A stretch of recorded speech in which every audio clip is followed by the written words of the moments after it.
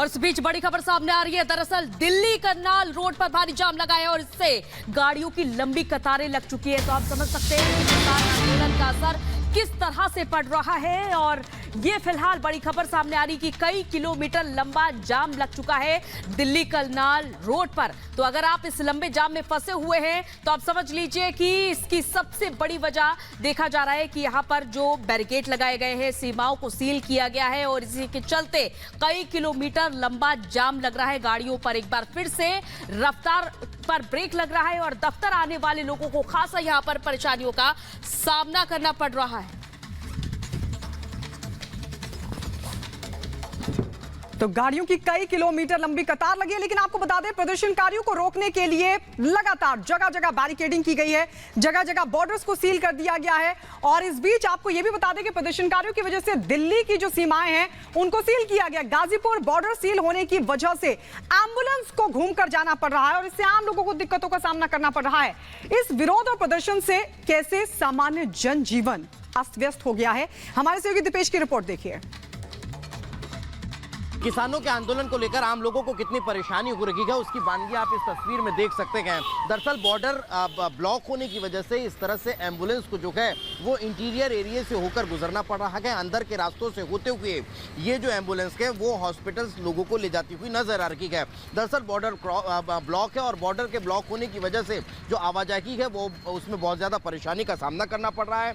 Heavy traffic और यही कारण है कि जो एम्बुलेंस है या फिर आम लोग हैं वो अंदर के रास्तों से होते हुए, चाहे आप वैशाली का जिक्र कर लीजिए, आनंद नगर का जिक्र कर लीजिए, तो मोहन नगर का जिक्र कर लीजिए, यहां होते हुए ये एम्बुलेंस अपने गंतव्य पर पहुंच रही है, जिसकी वजह से भारी परेशानी का सामना मरीजों को भी करना पड़ रहा है।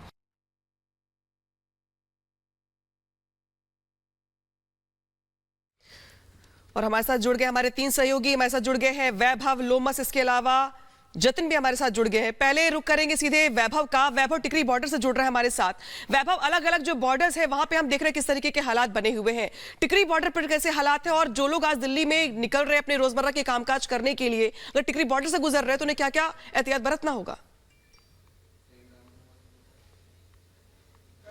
देखिए, मुश्किलें बहुत हैं टिकरी बॉर्डर के आसपास जो लोग रह रहे हैं उनके लिए भी। और आप देखिएगा, अगर एक बार तस्वीर मेरे सहयोगी पंकज आपको दिखाएंगे, कई लोग आपको इस रूट पर जो है वो पैदल जाते हुए दिखेंगे। अपने रोजमर्रा के जो इनके कामकाज हैं उन कामकाजों में इनके लिए कितनी ज्यादा चुनौती है आप इन तस्वीरों के जरिए समझ सकते हैं, क्योंकि ये तकरीबन 3 किलोमीटर लंबा पैच जो है वो बनाया गया है प्रशासन की तरफ से। और इस 3 किलोमीटर लंबे पैच को इन सभी लोगों को पैदल ही पार करना पड़ रहा है। एक तस्वीर और मेरे विजय पंकज आपको दिखाएंगे। आप देखिएगा, यहाँ पर सीमा सुरक्षा बल के तमाम जवान जो है वो इस वक्त आपको इस मोर्चे पर डटे हुए नजर आएंगे। अगर आप बाएं तरफ तस्वीर दिखाएं तो भी आपको एसएसबी के जवानों की मुस्तैदी यहां पर नजर आएगी। हर टॉप एंगल से भी अगर आप देखेंगे तो वहां पर भी जो ऑफिसर्स रैंक के अधिकारी हैं वो पूरी तरह से मॉनिटरिंग करते हुए नजर आ रहे हैं कि इस सीमा को कैसे जो है वो ब्लॉक किया जाए और जो ये यहां पर किलेबंदी की गई है इस किलेबंदी को और कैसे मजबूत किया जा सके।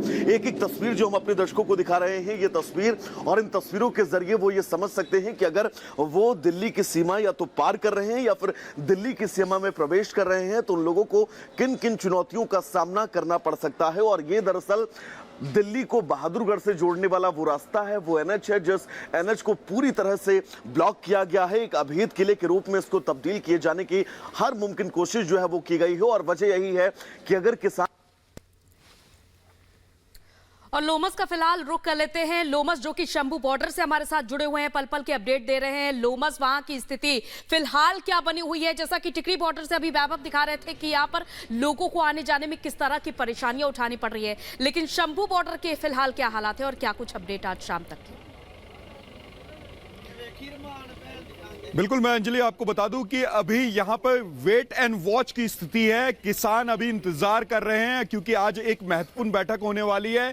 किसान नेता और जो सरकार के 3 प्रतिनिधि हैं, जो केंद्रीय मंत्री हैं, उनके साथ 5 बजे ये बैठक होने वाली है। उससे पहले यहां पर किसान लगातार इंतजार कर रहे हैं क्योंकि किसानों ने अपनी मांग को स्पष्ट रखा है और साफ तौर पे उनका कहना है कि उस पर जो केंद्र सरकार है वो गौर करे, वो उस पर समझे और क्या कदम उठा सकती है वो भी उन्हें बताए। पूर्ण रूप से वो अपना सारी बातें, अपना जितनी भी बातें हैं वो सरकार के सामने रख चुकी है और साफ तौर पे उनका कहना है कि जो केंद्र सरकार है उनकी मांगों को माने और एक रास्ता निकाले, क्योंकि किसान भी चाहते हैं। बिल्कुल लोमस, हम आपके पास लौटेंगे। लोमस बता रहे हैं कि अभी वहां पर वेट एंड वॉच की स्थिति है। 12 बजे का वक्त दिया गया है जब 4 घंटे तक रेल रोकने का आंदोलन चलाया जाएगा। हम सीधे रुक कर लेते हैं सिंगू बॉर्डर। जतिन इस वक्त हमारे साथ हमारे सहयोगी जुड़ गए हैं।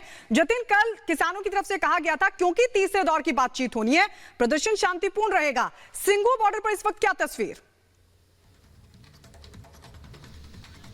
आज बिल्कुल देखिए, अगर प्रदर्शन शांतिपूर्ण रहता तो शायद वो पथराव की जो तस्वीरें हैं वो हमें नहीं देखने को मिलती। सिंगू बॉर्डर की फिलहाल तस्वीरें ये है कि पूरे तरीके से पैक कर दिया गया है सिंगू बॉर्डर को। मेरे बीच अगर आपको तस्वीरें दिखाएंगे तो तमाम, चाहे दिल्ली पुलिस के कर्मी हो, पैरामिलिट्री फोर्सेज हो, रैपिड एक्शन फोर्स हो, सेंट्रल रिजर्व पुलिस हो, उन सभी की तैनाती यहाँ पर की गई है। अभी कुछ देर पहले सीनियर ऑफिसर्स यहाँ पर पहुंचे थे और आप देखेंगे कि सभी को ब्रीफिंग यहाँ पर दी जा रही है किस तरीके से आपको आगे अपनी जो भूमिका है उसको निभाना है। और मैं जैसे आपको तस्वीरें दिखाऊं कि रोजाना जब हम सिंगू बॉर्डर यहाँ पर पहुंच रहे हैं तो दिन प्रतिदिन जो सिक्योरिटी लेयर्स है वो और भी पुख्ता और भी मजबूत होती हुई नजर आ जाएगी।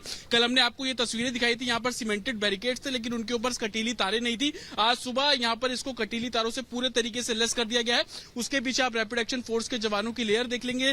कॉन्क्रीट की दीवारें आपको यहाँ पर नजर आ जाएंगी। जिगजैग करके जो दिल्ली पुलिस के बैरिकेड्स है वो आपको साफ तौर पर यहाँ पर नजर आ जाएंगे। अब से कुछ देर पहले कैसे आपको आंसू गैस के शेल्स को फायर करना है उसकी ट्रेनिंग यहाँ पर जो ऑफिसर्स है उनको दी गई। वज्रवाहन आपको नजर आ जाएगा। एंटी राइट्स गियर पहने हुए जो कर्मी है वो नजर आ जाएंगे। दंगा निरोधक गाड़ी आपको नजर आ जाएगी। तो जैसे जैसे हम आगे बढ़ते जाएंगे सिक्योरिटी और भी दुरुस्त और भी पुख्ता करने की कोशिश जो है वो यहाँ पर प्रशासन द्वारा की जा रही है।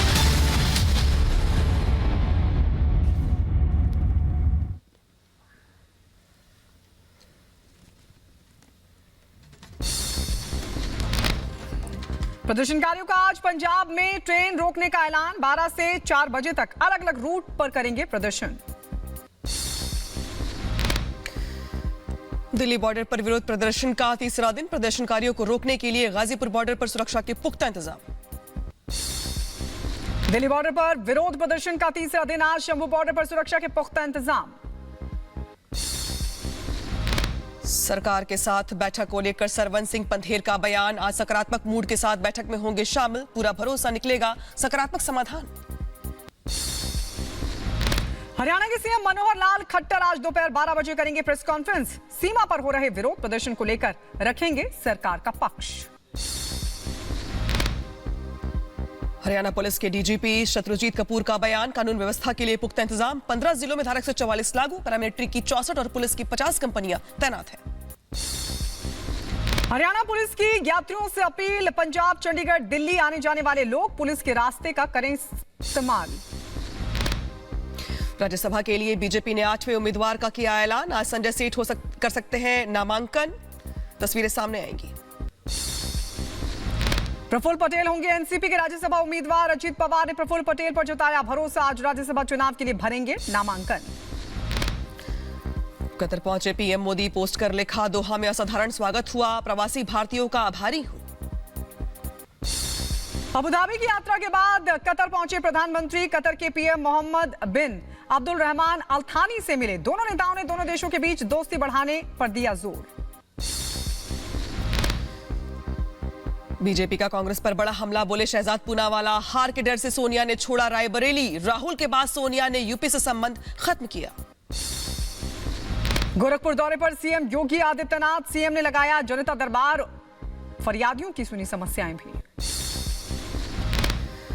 मराठा आरक्षण मुद्दे पर महाराष्ट्र बंद का ऐलान। बारामती में मराठा नेताओं ने बुलाया बंद। दिल्ली के हिंदू कॉलेज का 125वां स्थापना दिवस कार्यक्रम। अभिनेता अर्जुन रामपाल और विद्युत जामवाल भी हुए शामिल। दिल्ली विश्वविद्यालय का सबसे पुराना कॉलेज है।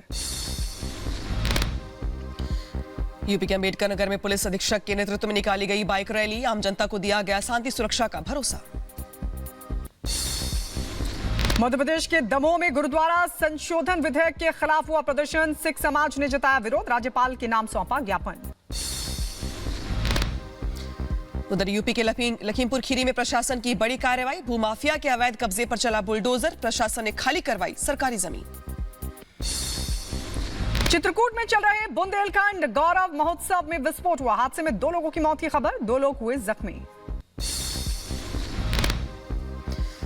पुंछ के दिगवार सेक्टर में नियंत्रण रेखा के पास जंगल में लगी आग, घुसपैठ को लेकर सेना सतर्क हुई। अमेरिका के अटलांटा में फिर हुई गोलीबारी, स्कूल के बाहर 4 छात्रों पर फायरिंग मामले में पुलिस कर रही है जांच। फ्लोरिडा के एक मॉल में गोलीबारी से हड़कंप मच गया। सूचना के बाद गार्डन मॉल को बंद कर दिया गया। अमेरिका के कैंसस सिटी में गोलीबारी से मचा हड़कंप, गोलीबारी में 2 की मौत, करीब 21 लोग गंभीर रूप से जख्मी हुए। कैंसस सिटी में